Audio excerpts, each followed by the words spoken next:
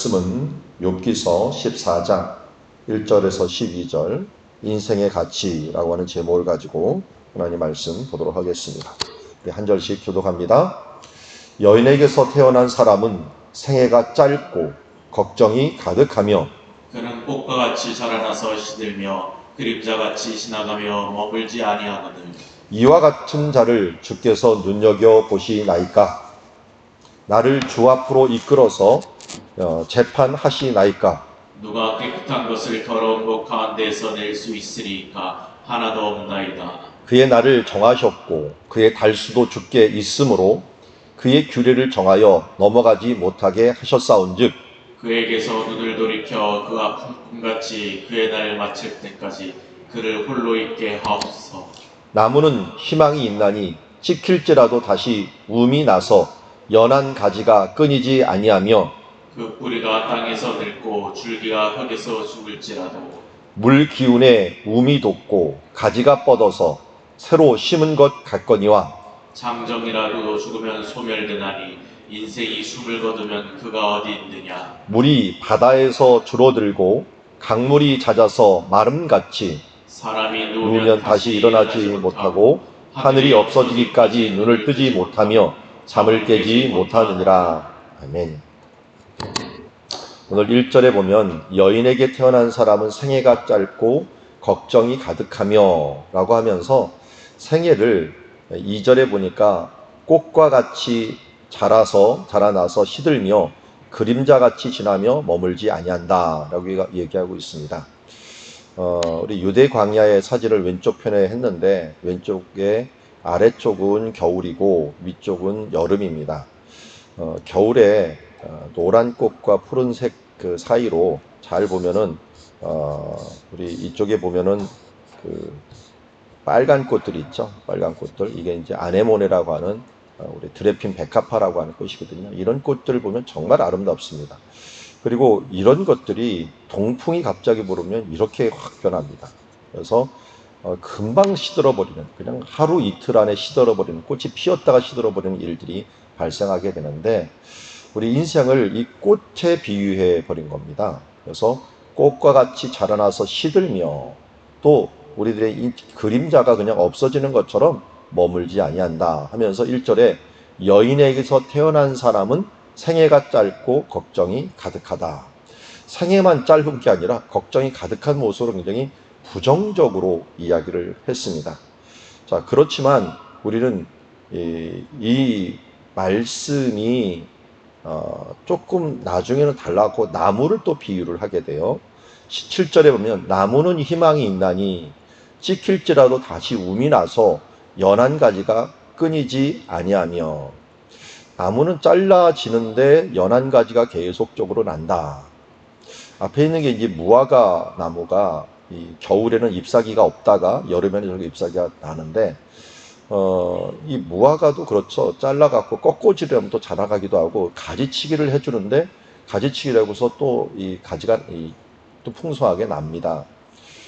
특별히 포도나무 같은 경우는 그래요. 우리는 포도나무를 정식으로 농사를 안 하지만 포도나무는 새로 자른 곳에서 주로 새순이 나고 새순이 난 곳에서 열매가 맺거든요. 그러니까 잘라주지 않으면 안 돼요. 또 그래서 수시로 잘라줘야 되는데 그렇게 잘라갖고 찍힐지라도 다시 움이 나서 연한 가지가 끊이지 않고 거기서 열매를 맺는다라고 합니다.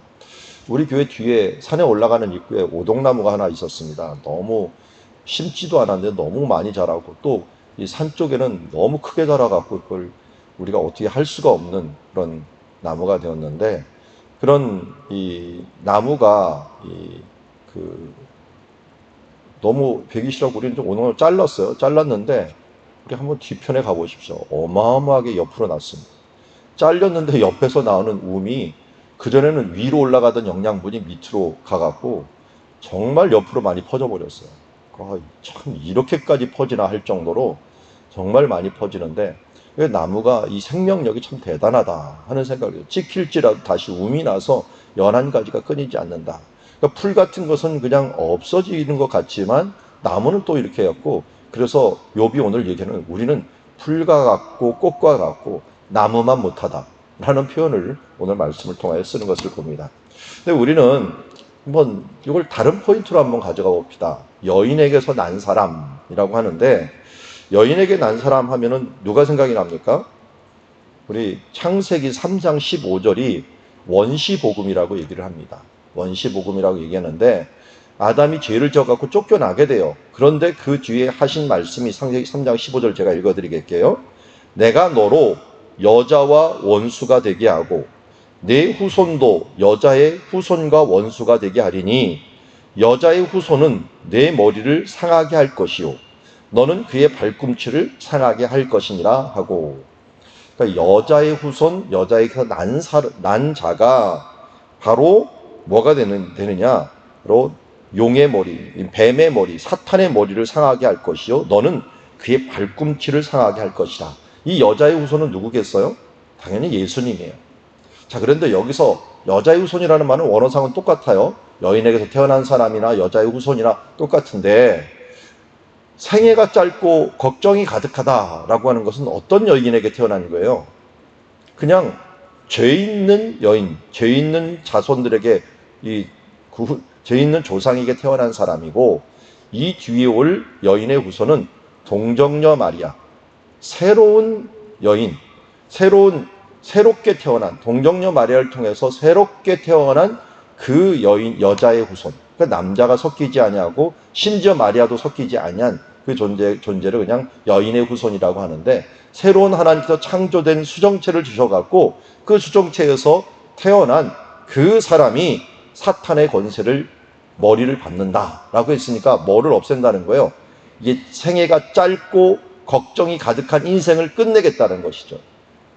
그런데 우리는 1차적으로 죄 있는 여인의 후손이 되어갖고 지금은 생애가 짧고 걱정이 가득할 수밖에 없지만, 그러나 새로운 제2의 여인의 후손, 제2의 아담으로 인하여 우리는 생애를 짧고가 반전이 돼서 영생을 얻었고, 이 걱정이 가득한 인생에서 소망 있는 믿음의 천국의 나라, 영생 복락을 얻었다라고 하는 표현을 쓰고 있습니다. 영생 복락을 얻는 주님의 자녀가 되었다. 이런 면에서 우리는 완전히 다른 여인의 후손이 되었다라고 할 수가 있습니다. 이것을 우리는 양자됨이라고 얘기를 합니다. 양자됨. 그래서 그 전까지는 육신으로는 다른 데서 태어날 수 있지만, 이제는 입적이 되는 것들은 바로 하나님의 자녀로 제2의 여인의 후손을 인하여 제2의 아담의 후손이 되어서 이제 영생 복락을 얻는 주님의 자녀가 되었다 하는 이 사실들은 잊지 말고 시작을 해야 됩니다. 그러나 아직이라는 것들도 우리가 잊지 말아야 됩니다. 지금 욥처럼 지금 내가 아직 육신의 이 옷을 입고 있는 동안은 이미의 부분들이 아직 이루어지기 전까지는 생애가 짧고 걱정이 가득한 인생일 수밖에 없다는 것을 인정하고, 2절에 보니까 그는 그런 인생은 어떤 것입니까? 꽃같이 자라며 달아나서 시들어버리는 인생이 될 수밖에 없다. 한번 쫙 피지만 시들어버립니다. 우리 그런 말이 아시죠? 대부분 어느 때까지 젊어집니까?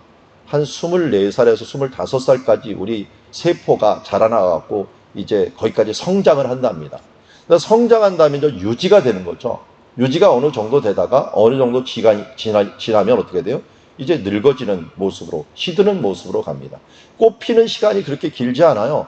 우리 인생의 전체 기간에 비해서 한 3, 40대, 그 40대도 이제 한 초반밖에 안 되고, 길어봤자 20년. 그런데 우리 인생이 7, 80기간 동안 그나마 전부 자라갖고 성숙해갖고 좀 유지하는 기간들이 굉장히 짧습니다. 근데 이때는 뭐예요? 또 힘이 있으니까 그것 때문에 일하고 또 자기 몸 바쳐갖고 몸버리면서 힘쓰다 보면은 어느새 늙어지는 인생으로 접어들 수밖에 없는 것이 우리의 육신을 가진 인생이고, 이것이 꽃과 같아요. 꽃이 대가 자라갖고 꽃 피는 데까지 길지만, 우리도 보면 어때요? 꽃이 일주일 이상 안 가요. 제일 오래 가는 게 뭡니까? 국화예요. 그래서 우리 교회 국화를 갖다가 저렇게 많이 해놓고, 또 꽃 제일 오래 가는 것 중에 하나가 또 뭡니까? 난 종류, 요새 개발한 난 종류. 그거 한 달 정도 가니까, 어떨 때 2달까지 가면, 그러다 보니까 사람들이 많이 보긴 하지만, 일반 꽃 보십시오. 들꽃. 들고 보면 일주일 이상 가는 곳이 없는 것을 봅니다. 대신 짧죠, 주기가. 그런데 대부분 줄기나 또 그 뒤에 유지하느라고 끝나는 모습들을 보게 되는데, 이런 것들이 시든 것들이 우리 인생과 같대. 반짝피는 것 같지만 시들어가는 것이 인생 같고 그림자같이 지나간다. 정말 지난 걸 보면 그림자처럼 지나가며 머물지 아니한다라고 얘기합니다. 그래서 이와 같은 자를 주께서 왜 눈여겨보시나이까? 나를 주 앞으로 이끌어 재판하시나이까? 이렇게 짧고 그냥 지나가는 인생인데 하나님께서 자기를 심판하시겠다고 추적하시고 또 낙엽과 건불같이 계속적으로 쳐다보시는 모습을 바라보면서 왜 하나님께서 이렇게 관심을 두고 또 조금만 잘못하면 심판하고 하시나이까? 라고 이야기하는 거죠. 누가 깨끗한 것을 더러운 것 가운데서 낼 수 있으리까? 하나도 없나이다 라고 얘기하는데요. 어떻게 보면은 시편 51편에 다윗이 노래한 것 중에, 회개 노래 중에 이런 말이 있죠. 내가 죄악 중에 출생하였으며 모친이 죄 중에 나를 잉태하였나이다 라고 하는 말처럼, 누가 깨끗한 것을 더러운 가운데 낼 수 있겠습니까? 라고 하는 말은 내가 죄 중에서 태어났습니다. 원래 여인의 후손이니까 죄 중에서 내가 태어났습니다. 그러니 내 가운데 정한 것이 하나도 없나이다 라고 하면서 표현하는 모습을 보게 됩니다.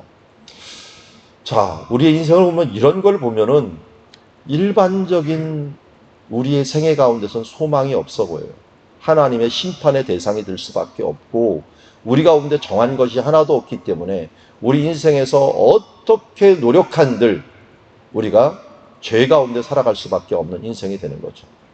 그러고 보니 하나님이 정한 것들은 정말 정확하기에 우리가 거기서 벗어날 수 없는 것 같아요. 보니까 5절에 보니까 그의 날을 정하셨고 그의 달수도 주께 있으므로 그의 규례를 정하여 넘어가지 못하게 하는 나이다. 하루의 날 24시간을 정하고요. 그 달수도 30일, 31일, 뭐 적을 때는 28일 이런 식으로 하나님께서 달수를 딱 정하셨어요. 정하셨는데 그의 그 규칙을 정하여서 넘어가지 못하게 만들었다라고 합니다. 하나님의 규칙을 보니까 이걸 인간이 넘어설 수가 없는 거예요.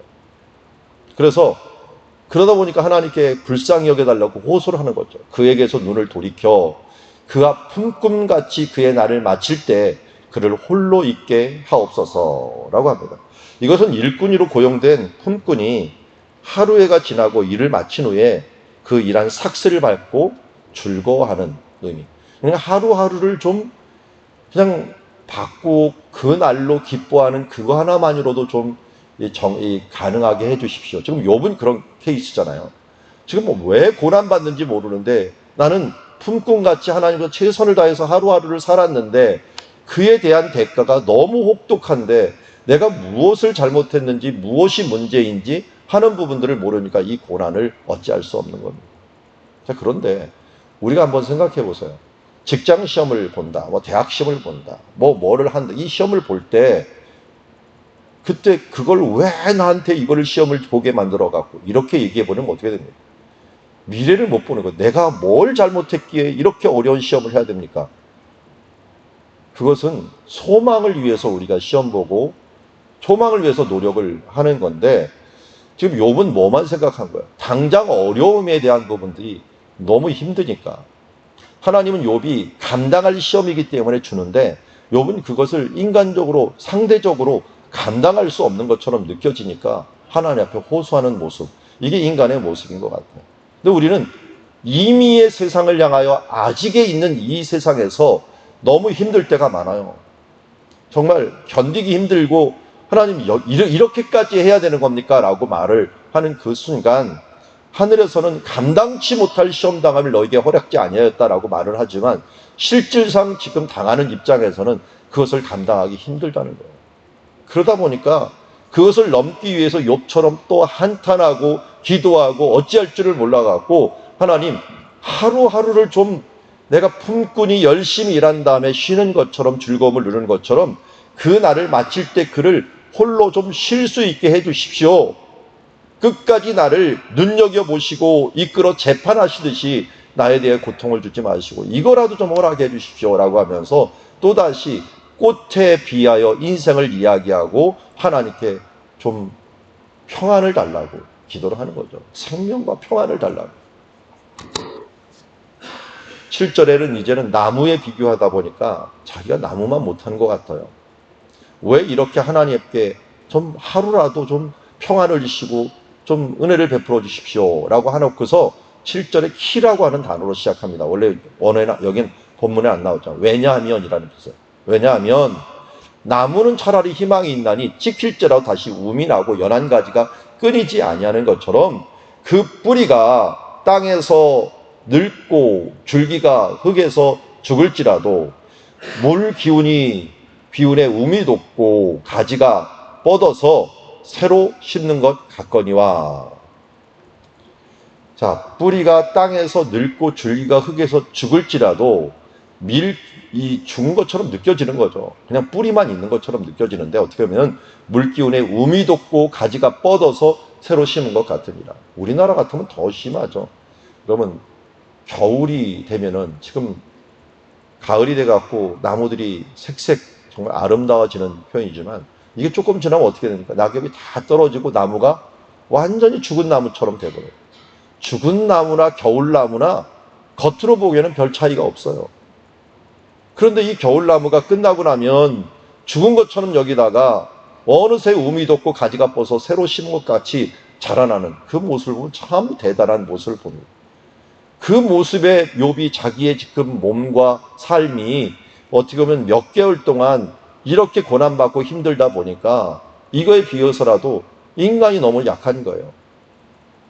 그러면서 10절에 뭐라고 시작하냐면 장정이라도 라고 하는데 그 앞에 그리고가 들어가고 배라는 말이 들어가는데 그리고도 되고 그러나도 되는 말이에요. 그러니까 나무는 이렇게 자라는데 그러나로 표현하는 게 나왔어요. 그러나 장정이라도 죽으며 소멸되나니 인생이 숨을 거두면 그가 어디 있나이까. 인생을 비교해 보니까 나무만 못하다는 거예요. 장정, 그렇게 강건했던 사람은 다시 누워도 일어나질 못한다는 거예요. 나무는 죽은 것 같아도 다시 일어나는데 이 장정이라도 죽으면 소멸이 되고 인생이 숨을 거두면 그가 어디 있느냐라고 찾을 정도로 그냥 소멸이 됩니다. 뭐하고 비슷하냐면 물이 바다에서 줄어들고 이 바다는 그냥 호수라고 보는 게 나아요. 호수. 이 물과 이 이스라엘 같은 경우 중동, 뭐 이집트도 마찬가지죠. 겨울에는 비가 오고 여름에는 비가 하나도 안 와요. 그러니까 겨울에 비가 온 이런 호수같이 물이 고여있는 그런 장소들, 이런 장소들이 여름이 되면 어떻게 되냐? 줄어들어갖고 또 강물이라고 하는 계절천도 잦아들어갖고 말라버립니다. 쫙 말라버리면 그냥 쩍쩍쩍 갈라지게 되는 광야가 되는 거죠. 그러다 겨울이 오면 다시 채워지고 하는 일들이 많이 있는데 바로 그런 장소와 같이 인간이 보면은 나중에 바다에 줄어들고 강물이 잦아서 마른 것 같이 아무것도 없이 그냥 없어지는 것과 같습니다.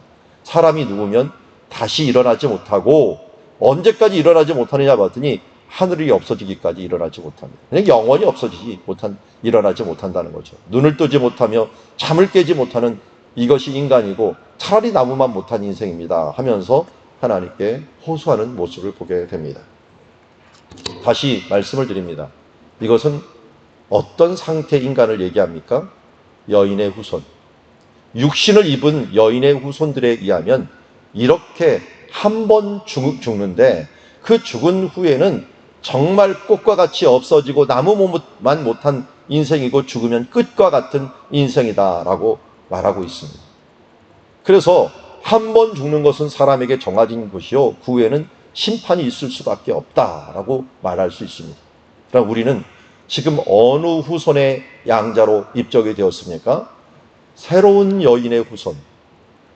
새로운 여인은 제2의 아담인 이제 새롭게 태어나는 하나님의 자녀인 예수 그리스도, 그 하나님의 아들 예수 그리스도를 통하여 새롭게 우리가 태어남으로 말미암아 죽는 것은 이제는 그냥 소멸이 아니고 또 절망이 아니고 베드로전서 1장 3절에 보면 이렇게 말씀합니다. 우리 주 예수 그리스도의 아버지 하나님을 찬송하리로다. 그의 많으신 긍휼로 예수 그리스도를 죽은 자 가운데서 부활하게 하심으로 말미암아 우리를 거듭나게 하사 산 소망이 있게 하시며. 영접하는 자 곧 그 이름을 믿는 자들에게는 하나님의 자녀가 된 권세를 주셨고 그리고 성령으로 거듭나는 은혜를 베풀어 주셨습니다. 이제는 하나님의 자녀가 되었는데 그게 어떻게 자녀가 되었나 봤더니 그의 많으신 크신 긍휼대로 예수 그리스도를 죽은 자 가운데서 부활하게 하심으로 한 번 죽음에서 끝나는 것이 아니라 이 끝나는 이유는 무엇이었습니까? 죄 때문이었죠. 그런데 왜 이렇게 인생이 짧고 걱정과 근심에서 가득할 수밖에 없었느냐? 우리의 죄 때문이었는데 우리 여인의 후손인 예수 그리스도의 오심으로 말미암아 죽음의 권세에서 이기심으로 우리의 첫 열매가 되셔서 우리로 하여금 예수 그리스도를 덧입어 그 믿음으로 말미암아 거듭나게 하사 산 소망이 있게 하셨습니다. 우리에게는 소망이 있습니다. 소망이 있음으로 말미암아 우리는 뭐를 가질 수가 있습니까? 소망이 인내를 가져왔습니다. 이 땅에서 잠시 아직도 우리가 육신을 입고 떨어내지 못하였기에 아직도 짧은 인생, 걱정 가득한 인생을 살 수밖에 없지만 그러나 우리에게는 예수 그리스도로 말미암아 산 소망을 가지게 되었고 그의 부활과 같이 예수 부활했으니 나도 부활할 것이라고 하는 소망을 가지게 되었습니다. 그러기에 오늘도 우리 사도 베드로의 고백처럼 우리 주 예수 그리스도의 아버지 하나님을 찬송하리로다. 하나님 아버지께서 이렇게 우리에게 은혜를 베풀어 주신 것을 찬송하는 삶을 살아가야 될 줄 믿습니다.